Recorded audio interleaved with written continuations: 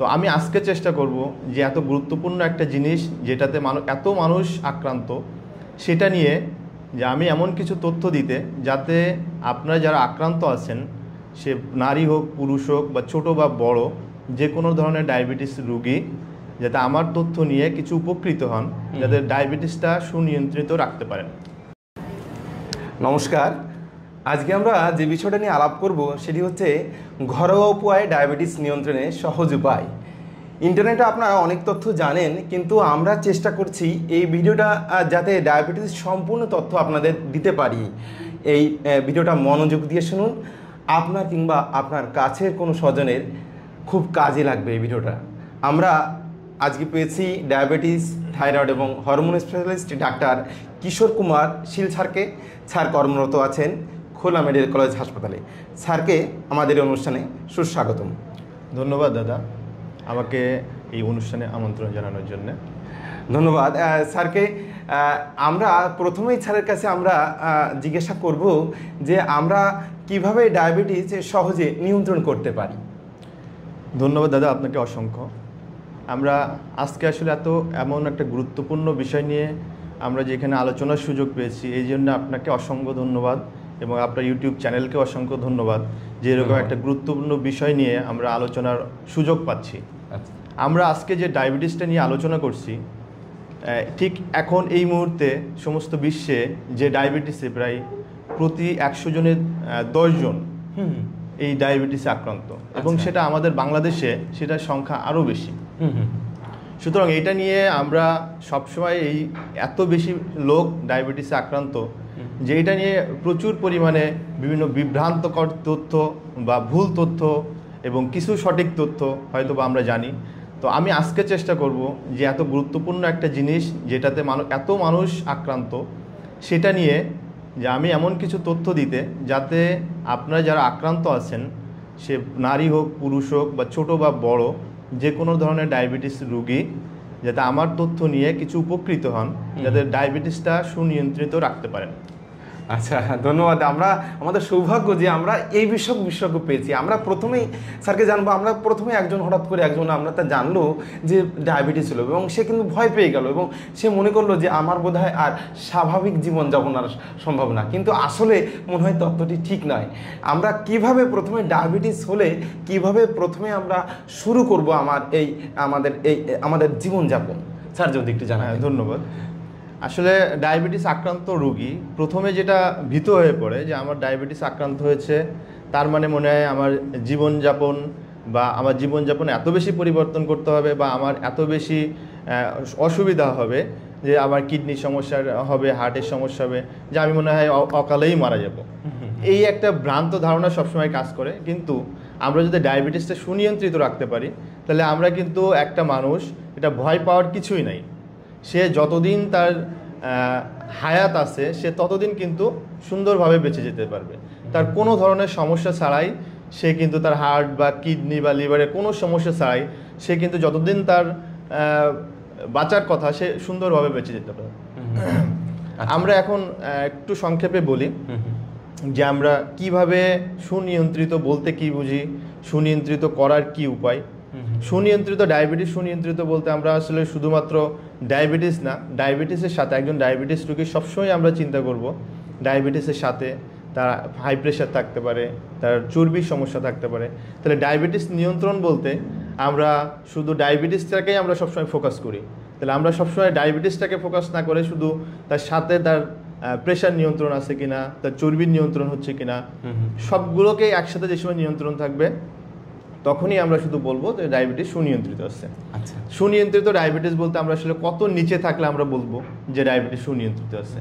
আমরা মোটামুটি একটা রুলস ফলো করতে পারি 6, 7, 8, যে খাওয়ার আগে মানে খালি পেটে যদি 6-এর নিচে থাকে এবং খাওয়ার 2 ঘন্টা পরে যদি 8 বা অনেক সময় বলা হয় 10 পর্যন্ত, আমরা সহজভাবে মনে রাখার জন্য আমরা 8 মনে রাখি। তাহলে খালি পেটে 6 এবং খাওয়ার পরে 8 এবং 3 মাসের গড় যে ডায়াবেটিস আমরা HbA1c যেটাকে বলি, সেটা যদি 7-এর নিচে থাকে তাহলে আমরা বলবো যে না, ডায়াবেটিস মোটামুটি তার নিয়ন্ত্রণ আছে। তাহলে এই ডায়াবেটিস যদি নিয়ন্ত্রণ থাকে আর আমরা দেখছি তাহলে তার অন্য কোনো কমপ্লিকেশন কিন্তু হচ্ছে না। তাহলে আমাদের মেইন ফোকাস থাকবে যে আমরা ডায়াবেটিস যত চিকিৎসা করি মূল উদ্দেশ্যেই থাকবে আমরা এইটার নিচে, এই যে লক্ষ্যমাত্রা বললাম এর নিচে আমরা ডায়াবেটিসটা রাখার চেষ্টা করব। আচ্ছা, তো এইটা আমরা কিভাবে রাখতে পারি? আমরা সহজভাবে যদি মনে রাখি 3টা উপায়। একটা হচ্ছে discipline, diet and drug, 3D আমরা বলি। তাহলে প্রথমে হচ্ছে আমরা ডিসিপ্লিন, তারপরে হচ্ছে ডায়েট অ্যান্ড হচ্ছে ড্রাগ, এই 3টা দিয়ে আমরা কিন্তু ডায়াবেটিস সুনিয়ন্ত্রিত রাখতে পারি।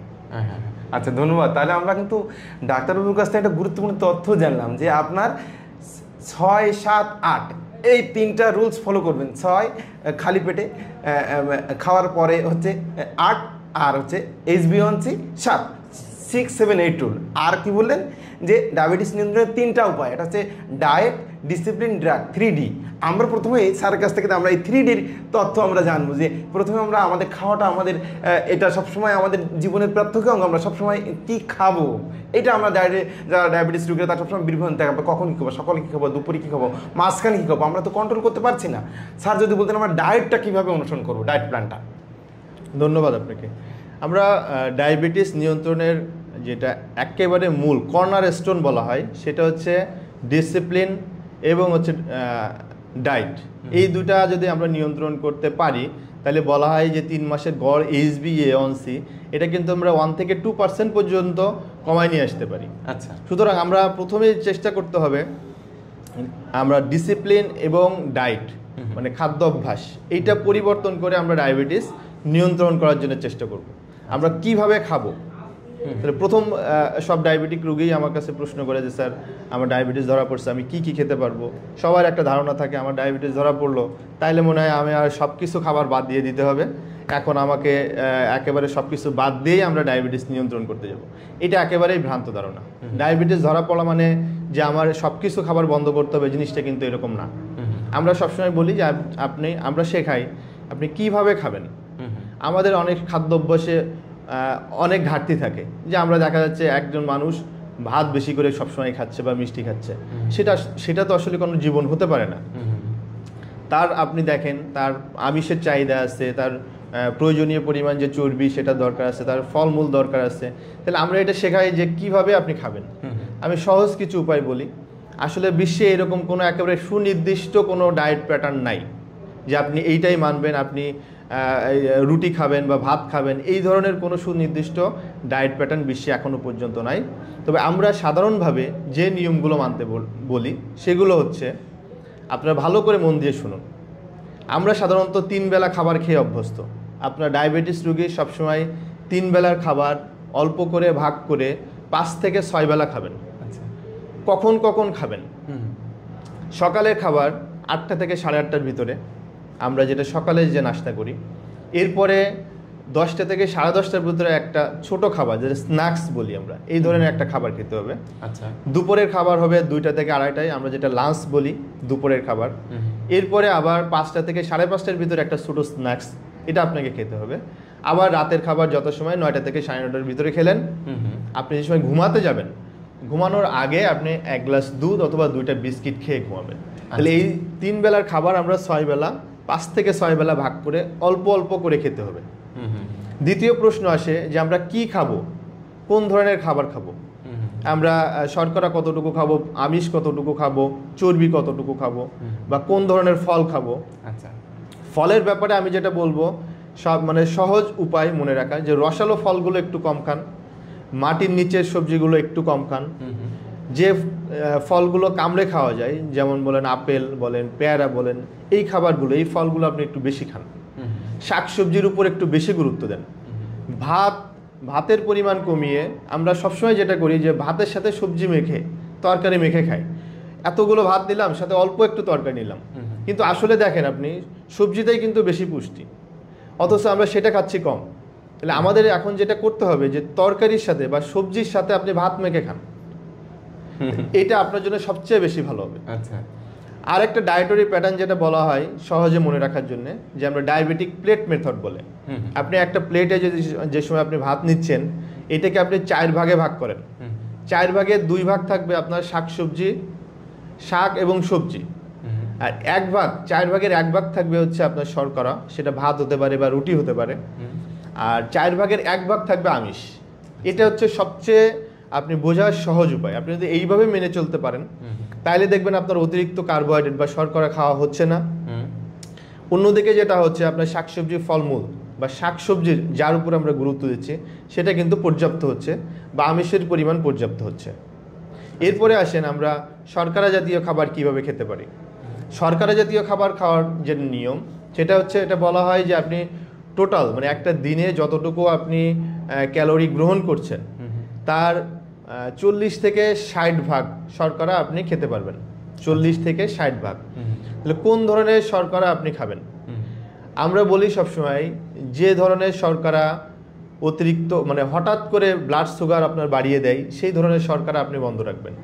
যে শর্করাগুলো ধীরে ধীরে আপনার ব্লাড সুগার বাড়ায়, যেমন কমপ্লেক্স কার্বোহাইড্রেট যেগুলো বলে বা জটিল শর্করা, সেইগুলোকে আপনি সবসময় গুরুত্ব দিবেন।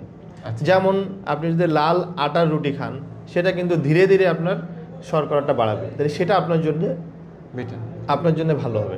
আপনি যদি ভাত খান বা সাদা রুটি খান সেটা কিন্তু দ্রুত ব্লাড সুগার আপনার বাড়িয়ে দেয়, সেটা আপনার জন্য বেশি ভালো হবে না। এরপরে আসেন আমরা আমিষের ব্যাপারে। আমিষের ব্যাপারে বলা হয় আপনি দিনে 1 থেকে 1.5 মানে 1 থেকে 1.5 গ্রাম পার কেজি বডি ওয়েট আপনি প্রতিদিন আমিষ খাবেন। এই আমিষ কোন ধরনের আমিষ হবে? আমরা সাধারণত আমিষ বলতে দেখি যে গরুর মাংস, খাসির মাংস, এই ধরনের খাবারের প্রতি আমাদের একটা ফ্যাসিনেশন সবসময়ই থাকে। তো আমরা কি এই ধরনের খাবারে এই ধরনের আমিষই সবসময় খাবো? তো যেটা বইপত্রে বলা আছে যে কোন ধরনের আমিষ ভালো, লিন সোর্স অফ প্রোটিন, তার মানে এই ধরনের কোন ধরনের আপনি মুরগির মাংস খেতে পারেন, আপনি মাছ খেতে পারেন, এই ধরনের আমিষগুলো কিন্তু আপনার জন্য ভালো। এরপরে আসেন চর্বির ব্যাপারে। চর্বি কোন ধরনের চর্বি ভালো? আমাদের বলা হয় সবসময় যে আনস্যাচুরেটেড ফ্যাট। এটা কোন কোন জায়গায় পাওয়া যায়? যেমন আপনি মাছের তেলে পেতে পারেন, অলিভ অয়েলে পেতে পারেন, সানফ্লাওয়ার অয়েল, এইগুলোতে আপনি কিন্তু এইগুলো পেতে পারেন। এবং যেগুলো হচ্ছে স্যাচুরেটেড ফ্যাট, যেমন আমরা একই তেল দিয়ে বারবার রান্না করছি বা ট্রান্স ফ্যাট যেগুলো বলে, তারপরে কেক বলেন, পুডিং বলেন, ফাস্ট ফুড বলেন, এইগুলো কিন্তু স্যাচুরেটেড ফ্যাট বা ট্রান্স ফ্যাট থাকে। এইগুলো আমাদেরকে পরিহার করতে হবে। তাহলে আমরা শুধু সবসময় দেখছি যে শর্করা, আমিষ বা চর্বি এইগুলোর ভিতরেই সীমাবদ্ধ থাকে, কিন্তু ডায়াবেটিস রোগীর আরও কিছু জিনিস আছে খাদ্যের ভিতরে যেগুলো মেনে চলা উচিত। এটার ভিতরে আছে যেমন লবণ। লবণ একটা গুরুত্বপূর্ণ জিনিস, কারণ লবণ বেশি খেলে কিন্তু আপনার প্রেশারও বাড়ছে, আবার ডায়াবেটিসও অনিয়ন্ত্রিত হয়ে যায়। লবণের পরিমাণ 2.3 গ্রাম এর নিচে থাকা ভালো প্রতিদিন। এরপরে আসেন আপনি অনেকে আছে ধূমপান করে বা মদ্যপান করে। তো ডায়াবেটিক রোগী সবসময় বলা হয় যে আপনার ধূমপান বন্ধ করতে হবে। মদ্যপান আমাদের দেশে সাধারণত এগুলোর কালচার কম, কিন্তু যদিও কেউ করে থাকেন সেটা মদ্যপানের পরিমাণ একেবারে কমিয়ে দিতে হবে। অনেকে আছে যে বিভিন্ন ধরনের ভিটামিন খায়। ডায়াবেটিক রোগী যে সময় দেখছেন আপনি যে দুর্বল হয়ে যাচ্ছে, সে ভিটামিন খাচ্ছে। এইগুলোর আসলে খুব বেশি কোনো গুরুত্বপূর্ণ কোনো ভূমিকা নাই ডায়াবেটিস নিয়ন্ত্রণে। সুতরাং এইগুলো অপ্রয়োজনীয় খাবার আমার মনে হয় বন্ধ রাখাই ভালো। আর যেগুলো উপরে বললাম সেইগুলো মেনে চললেই ডায়াবেটিসটা মোটামুটি নিয়ন্ত্রণ থাকবে। আচ্ছা, আমরা কিন্তু স্যারের কাছ থেকে ডায়েট সম্বন্ধে খুব ভালোভাবে জানলাম যে কোন কার্বোহাইড্রেট খাবেন, কোন আমিষ জাতীয় খাবার খাবেন, কোন চর্বি জাতীয় খাবার খাবেন, কারণ এই তিনটার একটা ব্যালেন্স করতে হয়।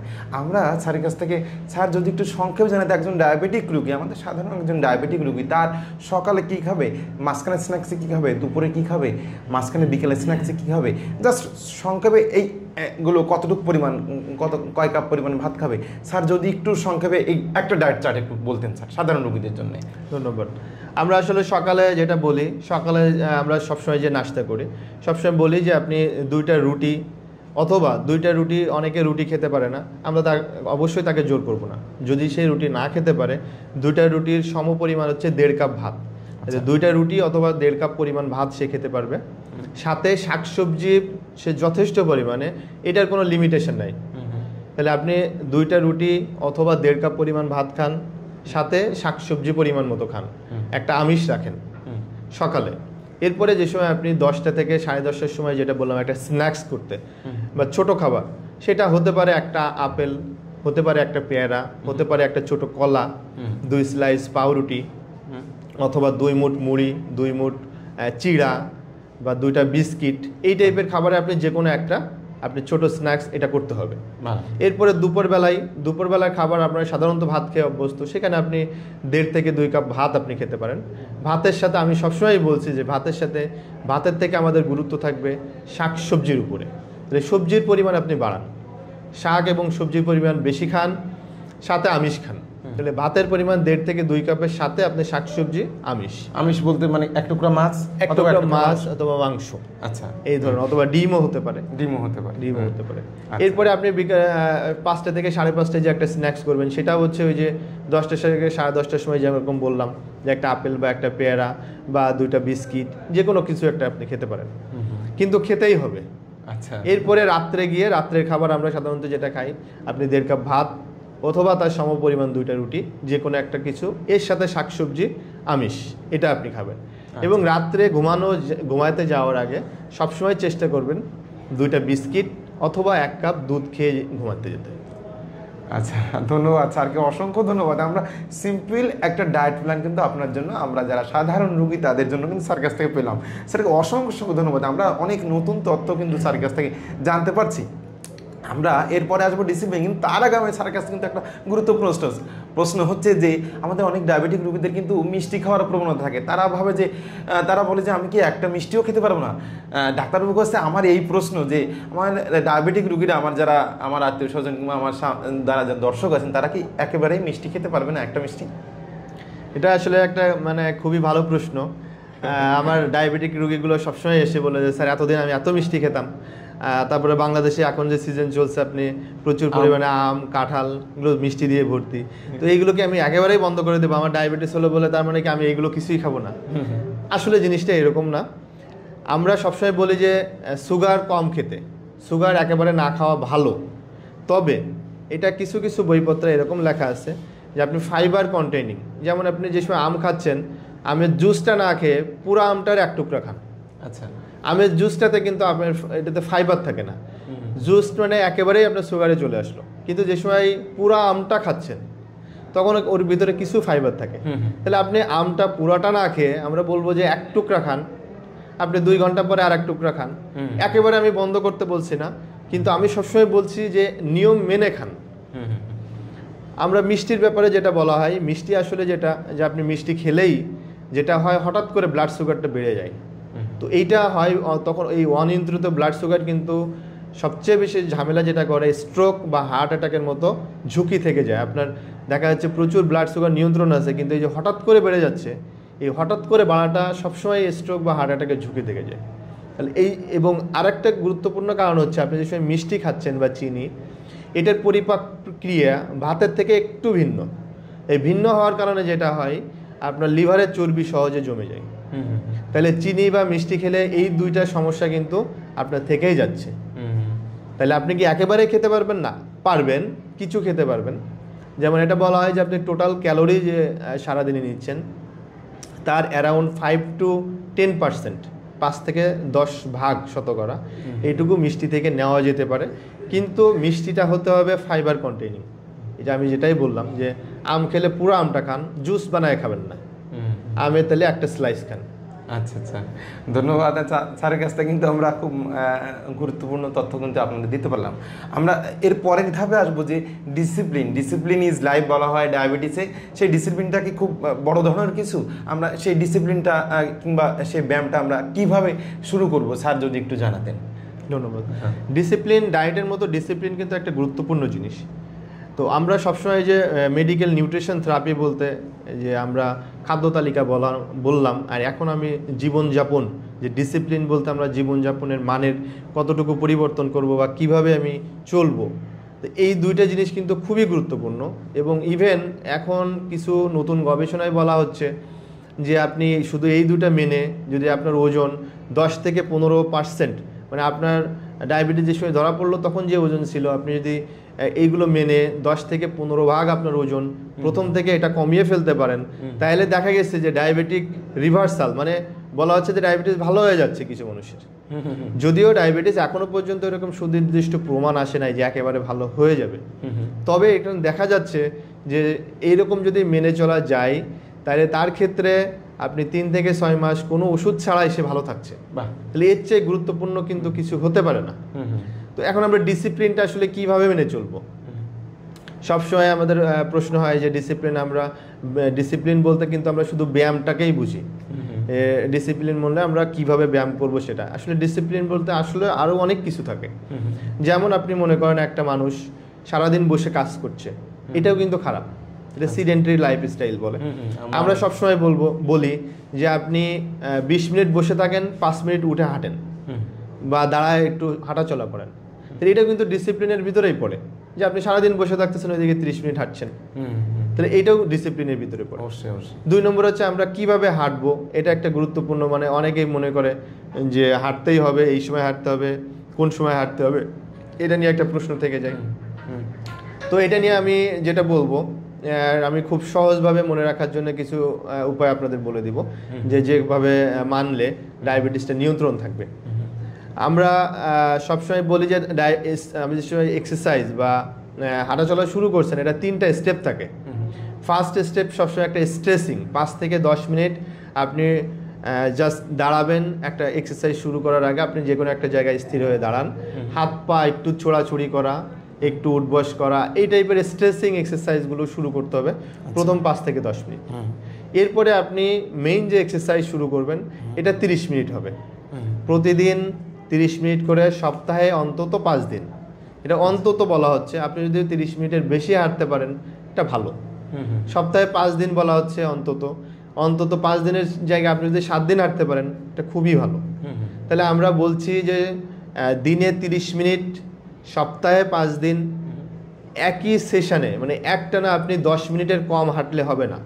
আপনি মনে করেন 30 মিনিট একটানা হাঁটতে পারছেন না, অনেকে অসুস্থ আছেন বা বৃদ্ধ আছেন, তিনারা কিন্তু 10 মিনিট 10 মিনিট 10 মিনিট করে ভাগ করে হাঁটতে পারবে। আচ্ছা, সেটাও হবে। তাহলে আপনি অ্যাটলিস্ট ন্যূনতম পক্ষে আপনাকে একবারে 10 মিনিট হাঁটতে হবে। আচ্ছা, এইভাবে হাঁটবেন। হাঁটা যে সময় শেষ হবে 30 মিনিট পরে, তখন আপনি আবার একটু স্ট্রেসিং এক্সারসাইজ করতে হবে। যেমন আপনি দাঁড়িয়ে একটু হাত পা ছোড়াছুড়ি করলেন বা উঠবস করলেন, এই টাইপের করে 5-10 মিনিট করে তারপর আপনাকে বন্ধ করতে হবে। এটা হচ্ছে এক্সারসাইজের নিয়ম।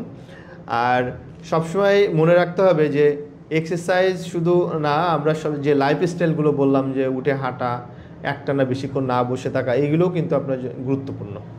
আচ্ছা, ধন্যবাদ। আমরা কিভাবে হাঁটবো, এক্সারসাইজটা কিভাবে করব, আমরা কিন্তু স্যারের কাছ থেকে খুব ভালোভাবে জানলাম। স্যার, আমাদের তো অনেক মায়েরা আছেন, অনেক সময় কোনো কারণে 1-2 দিন হাঁটতে পারেন না, কিংবা হাঁটা অনেক সময় সম্ভবও হয় না। সেক্ষেত্রে আমরা ঘরে বসে কি কোনো উপায় বের করতে পারি এই হাঁটা কিংবা ব্যায়ামের জন্য? স্যার যদি একটু জানান। ধন্যবাদ। এটা আসলে আমাদের যে এক্সারসাইজ বা ব্যায়াম বলা হয়, এটা হচ্ছে কিন্তু অ্যারোবিক এক্সারসাইজ। মানে এক্সারসাইজ বিভিন্ন ধরনের আছে, একটা স্ট্রেংথেনিং এক্সারসাইজ বলে, তারপরে কিছু আছে অ্যানারোবিক এক্সারসাইজ বা অ্যারোবিক এক্সারসাইজ। তাহলে আমাদের ডায়াবেটিসের জন্য অ্যারোবিক এক্সারসাইজ, তাহলে অ্যারোবিক এক্সারসাইজ বলতে আমরা আসলে কি বুঝি? অ্যারোবিক এক্সারসাইজটা এরকম, আপনি যে সময় এক্সারসাইজ করছেন বা ব্যায়াম করছেন, তখন আপনাকে অক্সিজেনটা ইউটিলাইজ করতে হবে। মানে আপনি যে বাইরের থেকে, পরিবেশ থেকে অক্সিজেন আপনাকে ব্যবহার করতে হবে। আপনি যে সময় হাঁটছেন 30 মিনিট বা 40 মিনিট, তখন কিন্তু আপনি অক্সিজেনটা ব্যবহার করছেন। আবার হঠাৎ করে যদি দেখা যাচ্ছে আপনি একটা ভারী কাজ করছেন, তখন কিন্তু আপনি অক্সিজেন ব্যবহারের সুযোগ পাচ্ছেন না। তাহলে আমাদের এক্সারসাইজগুলো হবে সবসময় অ্যারোবিক এক্সারসাইজ। তাহলে অ্যারোবিক এক্সারসাইজ আমরা কি করতে পারি? দ্রুত পায়ে হাঁটতে পারি, অথবা আমরা একটু জগিং করতে পারি, অথবা সাইক্লিং যেটা বলে, সাইকেল চালানো, অথবা অনেকে আছে যে বাইরে যেতে পারছেন না, এখন বিভিন্ন ধরনের ট্রেডমিলার পাওয়া যায় বাজারে কিনতে, এইগুলো কিন্তু আপনি বাসায় মানে এইটার উপরেও কিন্তু আপনি হাঁটতে পারবেন। এরপরেও যদি দেখা যাচ্ছে কোনো কিছুই নাই, আপনি বাইরে যেতে পারছেন না, অসুস্থ মানুষ, তখন আমি বলবো যে আপনি অ্যাটলিস্ট 10 মিনিট 10 মিনিট 10 মিনিট করে ভাগ করে আপনি বাসার ভিতরেই যতটুকু পারেন হাঁটেন, কিন্তু হাঁটেন। আচ্ছা আচ্ছা, ধন্যবাদ স্যারকে। আমরা দেখলাম যে স্যার কাছ থেকে জানলাম যে ঘরেও কিন্তু আপনি ব্যায়ামটা করতে পারেন, হাঁটতে পারেন। স্যার, এরপরে আমার যে মূল প্রশ্নটা হচ্ছে যে যখনই আমার ডায়াবেটিস ধরা পড়লো, আমরা কিন্তু ভয় পেয়ে যাই এবং ডাক্তারবাবু ওষুধ দেন। আমরা চাই যে ওষুধ না খেয়ে যেন আমার যদি কন্ট্রোল করা যেত, আমরা কোনো নিয়মকানুন ফলো করলে, স্ট্রিক্টলি নিয়মকানুন ফলো করলে আমরা বোধহয় আমরা পারতাম। আমরা স্যার কাছে জানবো যে এই ওষুধ সম্বন্ধে আমাদের যে ভীতি, স্যার যদি আমাদের একটু ওষুধ সম্বন্ধে ভীতি দূর করে দিতেন আমাদের দর্শকদের। ডায়াবেটিস আসলে যে ধরা পড়ার পরে আমরা তো নিয়ম মানি। অনেকে হচ্ছে গ্রাম অঞ্চলের বিভিন্ন ধরনের মানে ধারণা প্রচলিত আছে যে ওষুধ শুরু করলে মনে হয় আজ ছাড়া যাবে না, ইনসুলিন শুরু করলে আজ ছাড়া যাবে না, তাহলে ওষুধ শুরু করলে আপনাকে চলতেই থাকবে। আসলে আপনি জিনিসটা দেখেন, আপনার যে সময় ডায়াবেটিস ধরা পড়লো, আপনি একটা জিনিস চিন্তা করেন, এই প্রসেসটা কিন্তু 2-1 দিনে শুরু হয় নাই। একটা লোকের যে সময় ডায়াবেটিস ধরা পড়ে অন্তত তার এখান থেকে 10 থেকে 12 বছর আগে থেকে এই প্রসেসটা শুরু হয়। আচ্ছা, তাহলে এটা ধীরে ধীরে ধীরে ধীরে আপনার কিন্তু এই ব্লাড সুগারগুলো বাড়ছে, বেড়ে একটা নির্দিষ্ট সময় এসে আপনার ডায়াবেটিস ধরা পড়ছে। তো আপনার যে সময় এই 10 বছর ধরে একটা জিনিস যেটা আপনার শরীরে এতদিন ধরে আস্তে আস্তে আস্তে আস্তে করে গড়ে উঠলো, এইটা যদি আপনি মনে করেন যে আপনি 2 মাসে এক্সারসাইজ বা ডায়েট করে একেবারে পুরোপুরি নিয়ন্ত্রণ করে ফেলবেন, এটা কিন্তু একটা ভ্রান্ত ধারণা। আচ্ছা, অন্যদিকে আরেকটা জিনিস, আপনি যে ওষুধ শুরু করলেই যে আপনাকে সারা জীবন চালিয়ে যেতে হবে, অবশ্যই চালাতে হবে, কিন্তু এটার আমরা দেখে শুনে বিভিন্নভাবে এটা পরিবর্তন করি। কিন্তু এটার মানে এই না যে আপনি ডায়াবেটিস নিয়ন্ত্রণ হয়ে গেল, সাধারণত যেটা করে ডায়াবেটিস একটু নিয়ন্ত্রণ হলো সাথে সাথে ওষুধ বন্ধ করে দেয়। এটার মানে কিন্তু এটা না যে আপনার এই যে 10 বছর ধরে যে প্রসেসটা শুরু হয়েছে আপনার শরীরে, এটা আপনি এই 2 দিন নিয়ন্ত্রণ মানে কিন্তু এটা বন্ধ হয়ে যাও না। সুতরাং আমরা সবসময়ই বলি যে আপনি ডায়েট এবং এক্সারসাইজ এইগুলোর সাথে আমরা যখনই বুঝি অবশ্যই ওষুধ শুরু করতে হবে। আচ্ছা আচ্ছা, তাহলে আমরা যে ওষুধটা আসলে কিভাবে শুরু করব এবং ওষুধের মেইনটেনেন্সটা কিভাবে করব, যদি স্যার একটু জানাতেন আমাদের। এটা একটা ভালো প্রশ্ন যে আমরা আসলে সবসময় যেটা দেখা যায় যে গ্রামে একটা মানুষ হঠাৎ করে তার বিভিন্ন সমস্যা হচ্ছে, ডায়াবেটিস ধরা পড়ছে। তো ডায়াবেটিস ধরার পরে সাথে সাথে যেটা হয় যে ফার্মেসি থেকে একটা ওষুধ নিয়ে খাচ্ছে, অথবা দেখা যাচ্ছে পাশের লোক তিনি যেটা খাচ্ছেন উনিও সেটা খাচ্ছেন। এটা কি আসলে ঠিক? এটা আসলে ঠিক না। আপনি দেখেন একটা মানুষ বিভিন্ন রকম হয়, তো সবার ডায়াবেটিসের ধরন, তার সাথে ডায়াবেটিসের সাথে আরও কিছু কোমরবিডিটি যেটা বলি, তার হাই প্রেশার বলেন, তার চর্বির সমস্যা বলেন, তার হার্টের সমস্যা বলেন, এইগুলো কিন্তু থাকতে পারে। সুতরাং সবার জন্য একই ওষুধ না, এবং এই যে একই ওষুধ খাচ্ছেন বা ফার্মেসি থেকে নিয়ে খাচ্ছেন, এটা খারাপ। সবসময় এই ডায়াবেটিসের সময় ধরা পড়ে আমরা ওষুধ শুরু করি, প্রাথমিক পর্যায়ে ওষুধগুলো শুরু করাটা খুবই গুরুত্বপূর্ণ, এবং কোন ধরনের ওষুধ আপনি শুরু করছেন এটা গুরুত্বপূর্ণ।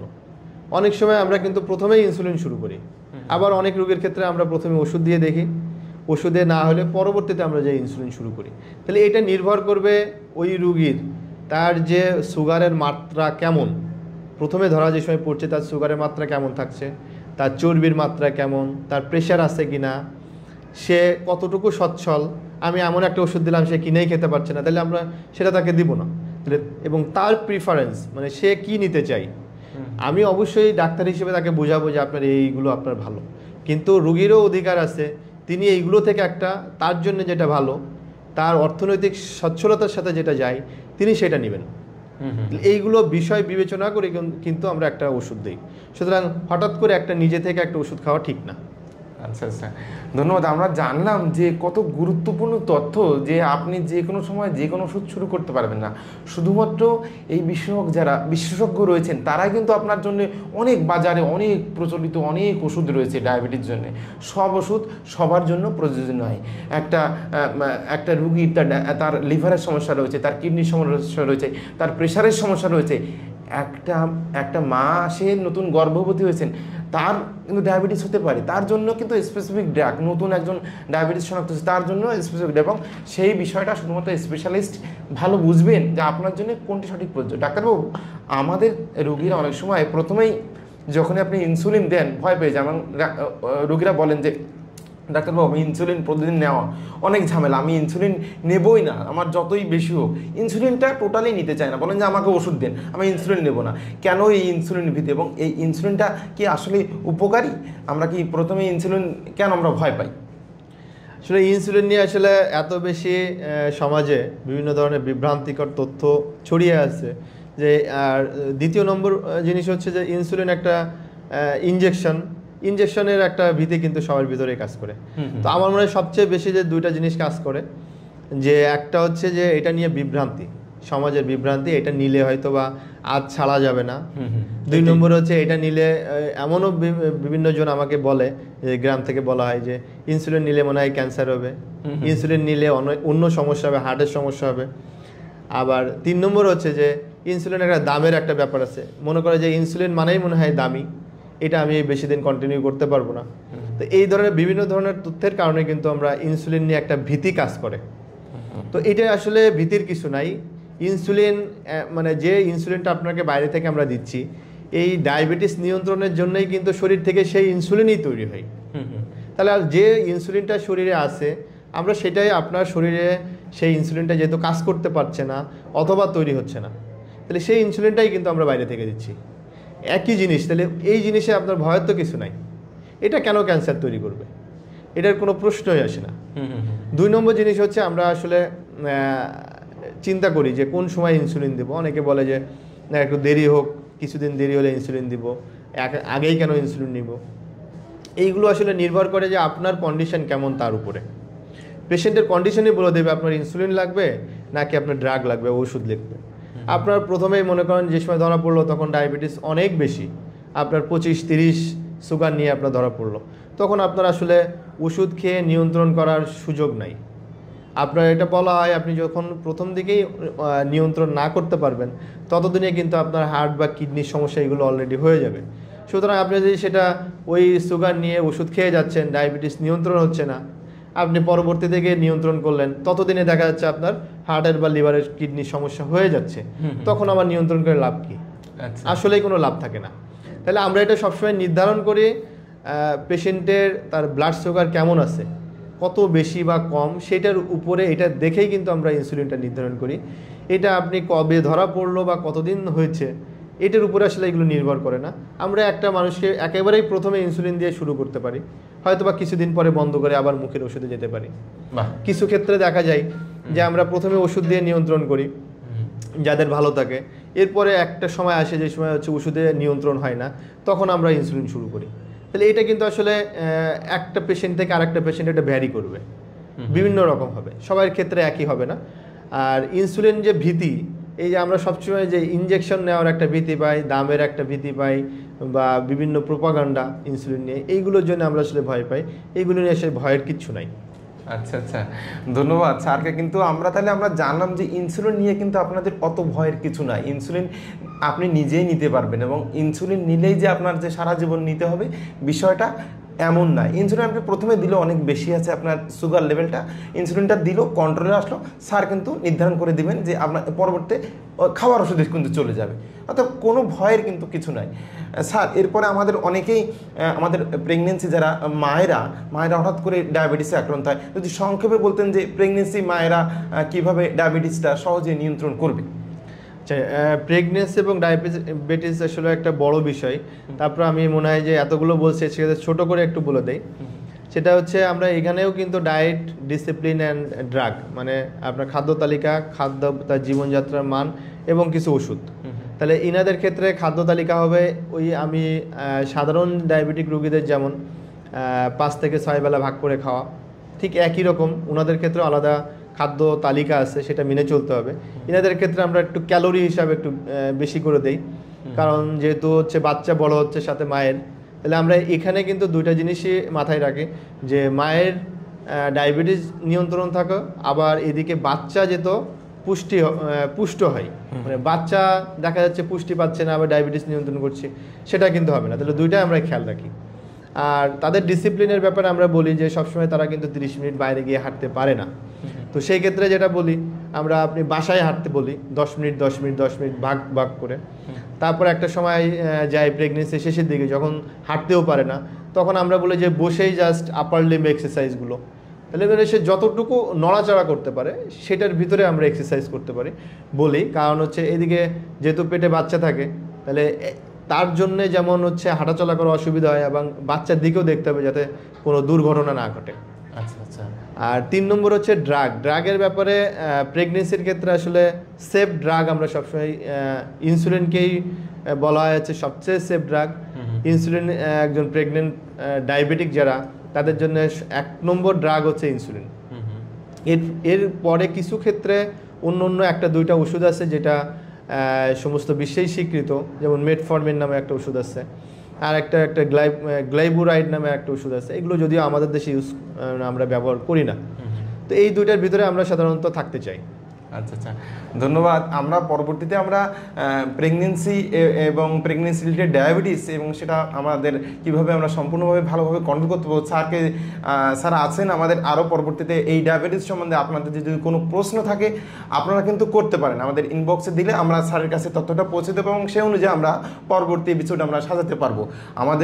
আমাদের কাছে এত সময় ছিলেন ডাক্তার কিশোর কুমার শীল, ডায়াবেটিস, থাইরয়েড এবং hormone specialist, Khulna medical college হাসপাতাল। স্যারকে অসংখ্য ধন্যবাদ। আমাদের কাছে এত গুরুত্বপূর্ণ সহজে কিভাবে নিয়ন্ত্রণ করবেন এভাবে আমরা যে তথ্যটা স্যারের কাছে খুব সহজে জানলাম। স্যার এই দক্ষিণ পশ্চিম অঞ্চলের মানুষের সেবা দিয়ে আসছেন খুলনা মেডিকেল কলেজ হাসপাতাল সহ তার ব্যক্তিগত চেম্বারে। স্যারের পরিবারের এবং স্যারের সুস্থতা কামনা করি, স্যারের মঙ্গল কামনা করি। স্যারকে অসংখ্য ধন্যবাদ। স্যার শেষে আমাদের সংক্ষেপে স্যার যে আমাদের কিছু বলে আমাদের সাধারণ রোগীদের জন্য 1-2 মিনিট কিছু উপদেশ দিয়ে এবং কিভাবে সে প্রতিদিন তার জীবনযাপন করবে এবং প্রতিদিন কী কী টেস্ট কিংবা 1-2 দিন পর পর তার কীভাবে মেনটেন্যান্স কোন টেস্টগুলো করবে এটা বলে স্যার বিদায় নেবে। ধন্যবাদ। আমি শেষে আমার ডায়াবেটিস বিশেষজ্ঞ হিসেবে আমি ছোট 2-3টা কথা বলতে চাই। ডায়াবেটিস নিয়ে আসলে ভীতির কিছু নাই। ডায়াবেটিস নিয়ন্ত্রণ থাকলে আপনি অন্য সুস্থ মানুষ যতদিন বেঁচে থাকে আপনি সুস্থভাবেই ঠিক ততদিন বেঁচে থাকতে পারবেন। অনিয়ন্ত্রিত হলেই শুধুমাত্র আপনার কিডনি বলেন, হার্ট বলেন বা স্ট্রোক বলেন, এই ধরনের বিভিন্ন ধরনের অসুবিধা হওয়ার সম্ভাবনা থাকবে। 3 নম্বর কথা বলবো যে আমি যে এতগুলো যে খাদ্য তালিকা বললাম বা জীবনযাপনের পরিবর্তনের কথা বললাম বা ড্রাগের কথা বললাম বা ওষুধের কথা বললাম, ইনসুলিনের কথা বললাম, যেভাবে বললাম এগুলো একটু শুনে মেনে চলার চেষ্টা করবেন। যতটুকু মেনে চলা সম্ভব মেনে চললেই ডায়াবেটিসটা নিয়ন্ত্রণ করা সম্ভব। আর সর্বোপরি বলবো যে আমরা যদি এই ডায়াবেটিস নিয়ে একটু সচেতন না হই বা এইগুলো একটু মেনে না চলি, তাহলে যেভাবে আমাদের দেশে ডায়াবেটিস বেড়ে চলছে এটা আমাদের দেশের জন্যে বা দেশের অর্থনীতির জন্যে একটা সময় একটা বড় ধরনের বোঝা হয়ে থাকবে। ধন্যবাদ স্যারকে, অসংখ্য ধন্যবাদ আমাদেরকে সময় দেওয়ার জন্য। সবার মঙ্গল কামনা করি। নমস্কার। নমস্কার সবাইকে। ধন্যবাদ।